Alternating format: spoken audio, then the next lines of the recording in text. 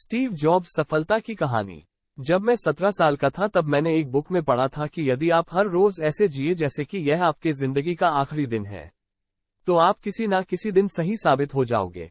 यह विचार मेरे दिमाग पर छा गया और तब से मैंने शीशे में खुद से ये सवाल किया है कि अगर ये दिन मेरे जिंदगी का आखिरी दिन होता तो क्या आज मैं वो करता जो मैं करने वाला हूँ। और जब भी लगातार कई दिनों तक जवाब नहीं में होता तब मैं समझ जाता हूँ कि कुछ बदलने की जरूरत है, कुछ नया करने की जरूरत है। स्टीव जॉब्स की इस स्पीच में बहुत ही गहराई है। अगर आप ये बात ध्यान से समझे तो ये बात आप में एक अलग ही ऊर्जा भर देगा और इससे भी ज्यादा ऊर्जावान उनके जीवन की कहानी है।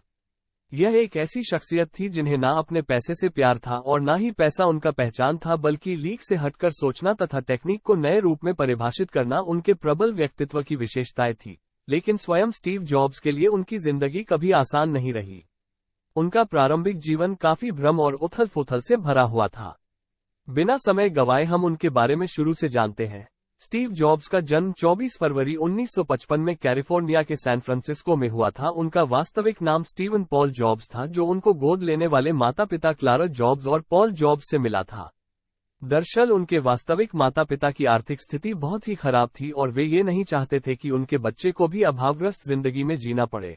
इसीलिए उन्होंने स्टीव को एक ऐसे दंपत्ति को सौंपने का फैसला किया जो उनकी अच्छी परवरिश कर उनको अच्छी शिक्षा दे सके।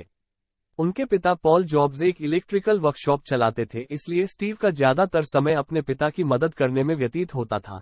यही वो माहौल था जिसने उन्हें चीजों को नए रूप में जोड़कर बनाना सिखाया और फिर धीरे धीरे इलेक्ट्रॉनिक उनका शौक बन गया। प्राथमिक विद्यालय में 4 साल पढ़ने के बाद किसी कारण उनके पिता को दूसरे शहर लॉस एल्टोस, कैलिफोर्निया में शिफ्ट होना पड़ा और यहां उनका दाखिला होमस्टेड माध्यमिक में करा दिया गया, जहां उनकी मुलाकात स्टीव वॉज़नियाक से हुई, जो आगे चलकर एप्पल कंपनी में साझेदार भी बने। वॉज़नियाक का भी दिमाग काफी तेज था और उन्हें भी इलेक्ट्रॉनिक से बहुत प्यार था, शायद इसीलिए दोनों में ही जल्दी दोस्ती हो गई। स्कूली शिक्षा पूरी करने के बाद स्टीव जॉब्स ने आगे की पढ़ाई जारी रखने के लिए रीड कॉलेज में एडमिशन तो ले लिया, लेकिन इस कॉलेज की फीस इतनी महंगी थी कि उनके माता पिता के लिए उसे दे पाना संभव नहीं हो पा रहा था और स्टीव जॉब्स को भी अपने माता पिता का पैसा बर्बाद करना अच्छा नहीं लगा, क्योंकि उन्हें उस पढ़ाई में ज्यादा दिलचस्पी नहीं थी। इसीलिए 6 महीने बाद ही उन्होंने कॉलेज छोड़ दिया, जिसके बाद के आधिकारिक छात्र के रूप में वो केवल अपने मनपसंद विषय कैलीग्राफी की क्लास लेने लगे।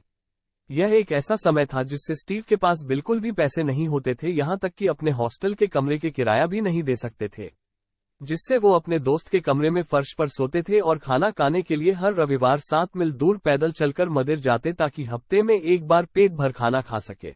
उसके बाद 1972 में जॉब्स को उनकी पहली नौकरी एक वीडियो गेम्स बनाने वाले कंपनी अटारी में मिली। वो वहां कुछ वर्षों तक काम किया, लेकिन जैसा ही होता है हर इंसान के जिंदगी का एक आध्यात्मिक पक्ष भी होता है और उसे पाने के लिए हर किसी का तरीका भी अलग। स्टीव के आध्यात्मिक पूर्ति का स्थान भारत था और जिसके लिए उन्होंने पैसे बचने शुरू किए। 1974 में वह भारत अपने दोस्त डैनियल कोटके के साथ आए, जो बाद में जाकर एप्पल कंपनी के एम्प्लॉय भी बने। भारत में वो 7 महीने रहे और बौद्ध धर्म को पढ़ा और समझा, जिसके बाद वो वापस अमेरिका चले गए और फिर से अटारी कंपनी में काम करने लगे और यहीं पर स्टीव जॉब्स और स्टीव वॉज़नियाक फिर अच्छे दोस्त बन गए। दोनों ने मिलकर काम करने को सोचा और जहां दोनों की रुचि इलेक्ट्रॉनिक में थी तो कंप्यूटर बनाना उनके लिए सही फैसला था और दोनों ने मिलकर अपने पापा के छोटे गैराज से अपने जुनून को हकीकत में बदला। उस वक्त स्टीव की उम्र मात्र 21 साल की थी और इस काम को आगे बढ़ाने के लिए उन्हें एक इंटेल कंपनी के रिटायर इंजीनियर से सहग्रोसी प्राप्त हुई और काफी मेहनत के बाद उन्होंने अपना पहला computer San Francisco computer club में पेश किया, जिसे लोगों ने खूब पसंद किया। जिसके बाद 12 दिसंबर 1980 को पहली बार कंपनी का आईपीओ बाजार में उतारा गया, जिससे एप्पल एक सार्वजनिक कंपनी बन गई और एप्पल के इस आईपीओ ने विश्व के किसी भी कंपनी से ज्यादा लगभग 300 व्यक्तियों को रातों ही रात करोड़पति बना दिया। उसके बाद जब एप्पल थर्ड और लीसे डेस्कटॉप बाजार में लॉन्च हुआ तो लोगों ने उन्हें ज्यादा पसंद नहीं किया और कंपनी घाटे में चली गई और दुर्भाग्य से इसका जिम्मेदार स्टीव को ठहराया गया।